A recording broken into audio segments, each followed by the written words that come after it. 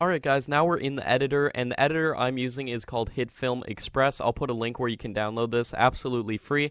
It's free for both Windows and Mac, so you can download this completely free and start making videos. So once we have it downloaded, we're just going to want to click New on the top left to make a new project, and we can just use all these default settings and just click Start Editing. And there we go, now it'll open up the editor. So now you can just drag in the video to the bottom left right here, which is all the media, and this is going to be your actual timeline over here to the right.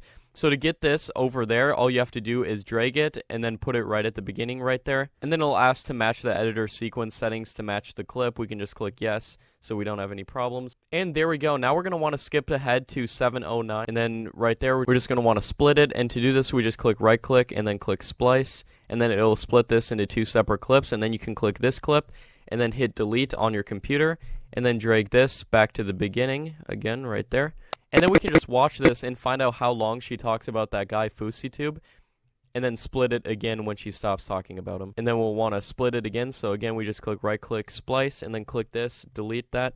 So now we are ready to export our video. There's the video where she talks about that guy. And I just want to add in real quick before we export the video that you can do this for like making compilation videos. You can do this for making top 5 videos. This editor is completely free to use for making any types of videos like that. I highly recommend this editor. Again, I'll leave a link to it. So now to export your video, you're just going to click this export button on the right hand side right here. Just click export and then click content and then click go to export.